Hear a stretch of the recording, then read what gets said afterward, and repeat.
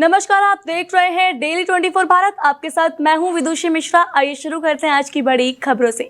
बॉलीवुड के सुपरस्टार गोविंदा और उनकी पत्नी सुनीता आहूजा सोशल मीडिया पर इन दिनों सुर्खियों में है। 48 साल पुराने इस रिश्ते के टूटने की खबरें हर जगह चर्चा का विषय बनी हुई है। रिपोर्ट्स में दावा किया गया है कि सुनीता आहूजा ने बांद्रा फैमिली कोर्ट में गोविंदा के खिलाफ धोखाधड़ी, क्रूरता और परित्याग के आरोप लगाते हुए तलाक की अर्जी दी है। यह अर्जी हिंदू विवाह अधिनियम की धारा 13(1) के तहत दाखिल की गई थी। कहा जा रहा है कि जून से कपल को काउंसलिंग सेशन में बुलाया गया था, लेकिन जहां सुनीता पहुंची वहीं गोविंदा कथित तौर पर नहीं आई। लेकिन ट्विस्ट देखिए, तलाक की इन खबरों के बीच ही सुनीता आहूजा का एक इंटरव्यू सामने आया है जिसने सबको हैरान कर दिया। इस बातचीत में सुनीता ने गोविंदा से अपने गहरे प्यार का इंतजार किया। उन्होंने कहा, मुझे पता है उसको भूख कब लगती है, कोक कब चाहिए, एसिडिटी कब होती है। गोविंदा को मेरे जैसा कोई नहीं समझ सकता, कोई उतना प्यार नहीं कर सकता। यानी तलाक की खबरों के बीच सुनीता का ये बयान अब और भी सवाल खड़े करता है।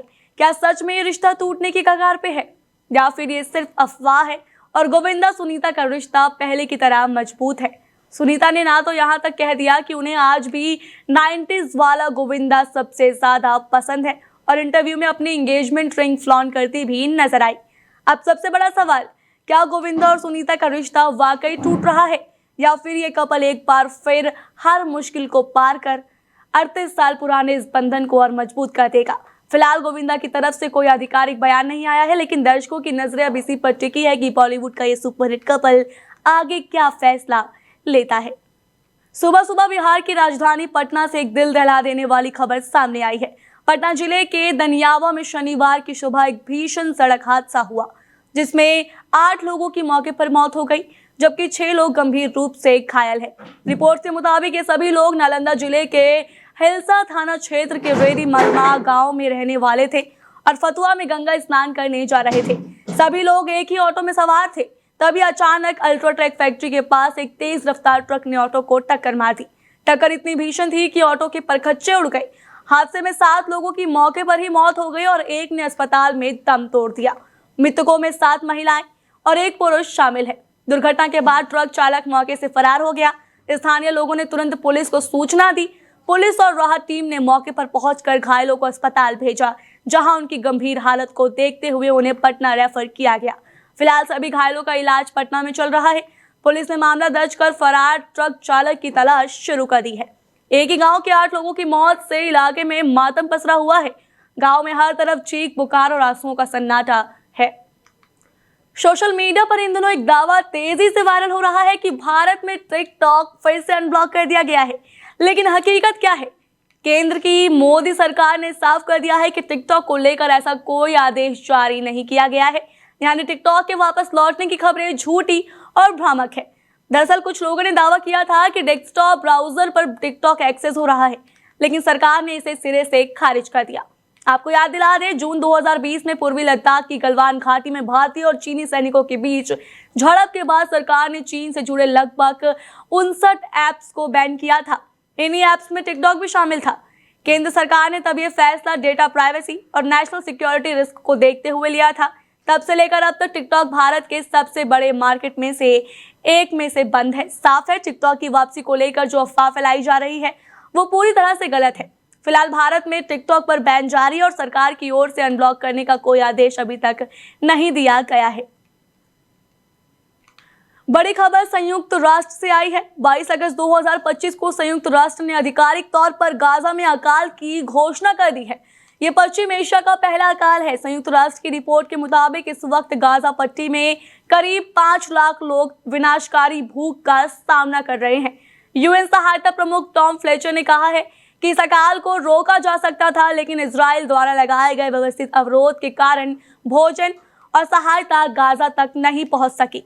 हालांकि इजराइल के विदेश मंत्रालय ने इस दावे को खारिज करते हुए कहा है कि गाजा में कोई अकाल नहीं है। संयुक्त राष्ट्र एजेंसियां महीनों से चेतावनी देती आ रही थी कि गाजा में मानवीय हालात लगातार बिगड़ रहे हैं। नवीनतम अपडेट में आईपीसी ने पुष्टि की है कि 15 अगस्त 2025 तक गाजा शहर में अकाल आधिकारिक तौर पर दर्ज किया जा चुका है। ये गाजा पट्टी में के लगभग 20% हिस्सों को कवर करता है। रिपोर्ट में अनुमान है कि सितंबर के अंत तक अकाल का दायरा और बढ़ेगा। ये डेयर अल बला और खान यूनियन प्रांतों तक फैल सकता है, जिससे गाजा पट्टी का लगभग 2/3 हिस्सा प्रभावित होगा। आंकड़े बताते हैं कि अभी गाजा में 5 लाख से अधिक लोग भूखमरी और मौत जैसी भयावह परिस्थितियों से जूझ रहे हैं। सितंबर के अंत तक ये संख्या 6,40,000 से ज्यादा हो सकती है, यानी गाजा की कुल जनसंख्या का लगभग 1/3।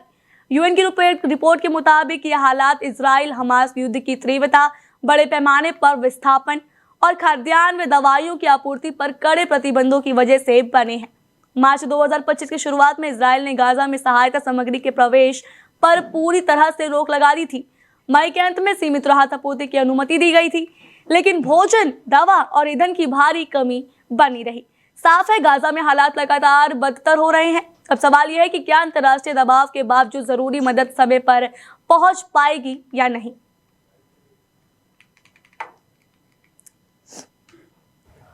Yet food stacks up at borders because of systematic obstruction by Israel. It is a famine within a few hundred meters of food in a fertile land. It is a famine in 2025, a 21st century famine being allowed. Kaushambi जिले की Chail seat ने सपा विधायक पूजा पाल ने Samajwadi party अध्यक्ष अखिलेश यादव को एक सनसनीखेज चिट्ठी लिखी है। इस पत्र में उन्होंने खुद की हत्या की आशंका जताई है और यदि ऐसा होता है तो इसके लिए अखिलेश यादव व सपा को जिम्मेदार ठहराया है। उन्होंने कहा है कि अब उनका जीवन उद्देश्य पूरा हो गया है, क्योंकि उनके पति राजू पाल के हत्यारों को सजा मिल चुकी है। उन्होंने आरोप लगाया कि अखिलेश यादव ने उन्हें अपमानित किया और बीच रास्ते में छोड़ दिया।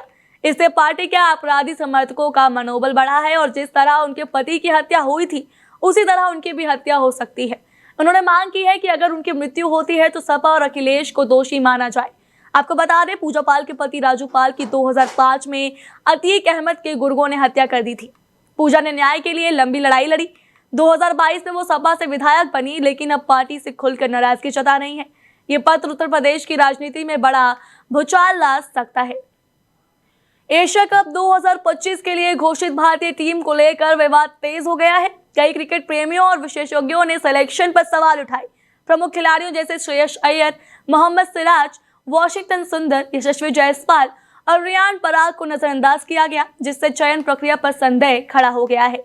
वहीं रिंकू सिंह और हर्षित राणा जैसे कुछ खिलाड़ियों का चयन होने पर हैरानी जताई जा रही है। विशेषज्ञों का कहना है कि कुछ खिलाड़ी लगातार टीम में बने हुए हैं, जबकि बेहतर फॉर्म में होने के बावजूद अन्य खिलाड़ियों को मौका नहीं मिल रहा। सोशल मीडिया पर चयन में कोलकाता नाइट राइडर्स और गौतम गंभीर की भूमिका को लेकर अटकलें भी लगाई जा रही है। हालांकि इन विवादों के बीच एक सकारात्मक बात यह भी है कि भारतीय टीम के पास अब एक मजबूत बैकअप पूल है।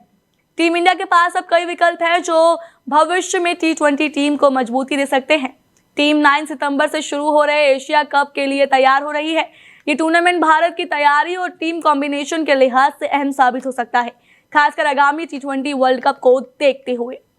उत्तराखंड के चमोली जिले के थराली क्षेत्र में शुक्रवार आधी रात बादल फटने से भारी तबाही मची। इस आपदा में सागरवाड़ा गांव की एक युवती की मौत हो गई, जबकि एक अन्य व्यक्ति लापता है। थराली बाजार, तहसील परिसर और आसपास के गांवों में भारी मलबा घुस गया, जिससे जनजीवन पूरी तरह अस्त व्यस्त हो गया।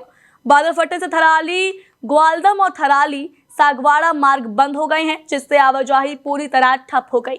प्रशासन, SDRF और पुलिस की टीमें राहत एवं बचाव कार्य में लगी हुई हैं। तहसील परिसर, SDM आवास और कई घर मलबे में दब गए हैं। कई गाड़ियां भी मलबे में आ गई है। स्थानीय लोगों ने इस घटना को लेकर दहशत का माहौल है। कस्बे की सड़कों पर इतना मलबा जमा हो गया है कि सड़कें तालाब जैसी नजर आ रही है।